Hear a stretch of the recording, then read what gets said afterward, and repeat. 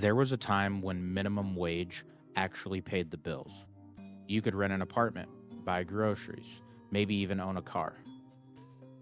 Today, minimum wage can't cover rent in any US state. Let's compare what minimum wage bought you then versus what it buys you now, and how far it's really fallen in that time. Let's start in 1980. Federal minimum wage was $3.10 an hour. Working full-time, you'd earn about $540 a month before taxes. That doesn't sound like much until you look at the prices. Rent median was about $243 a month. Gas was $1.19 a gallon. Groceries, you could feed a family for $50 to $60 a week.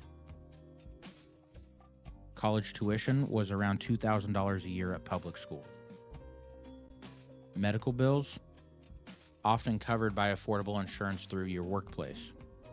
A single adult earning minimum wage in 1980 could afford a basic apartment, food, and transportation. It wasn't glamorous, but it was sustainable.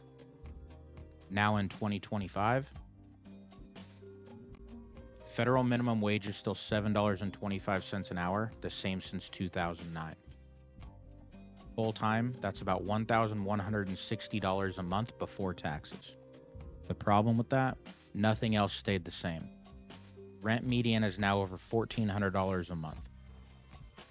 Groceries, easily $150 to $200 a week for just one person. Gas is $3.50 to $6 per gallon depending on area. Public college tuition is over $10,000 a year in many states. Healthcare? Good luck affording it without employer coverage. And that's just for survival mode. Forget saving money. Forget buying a house. Minimum wage today doesn't even meet basic cost of living standards. Let's talk buying power. Adjusted for inflation, $3.10 in 1980 is about $11.50 today. But the actual federal minimum wage is $7.25. That means workers today earn less buying power than they did over 40 years ago. Meanwhile, CEO pay, housing prices, and corporate profits have all surged. How about time worked for basic goods? In 1980, 1 hour of work was 3 gallons of gas. 1 hour of work was a full fast food meal. 3 days of work was half your rent. Today, 1 hour of work is a gallon of gas. 1 hour is maybe a sandwich. 1 day isn't even close to covering rents.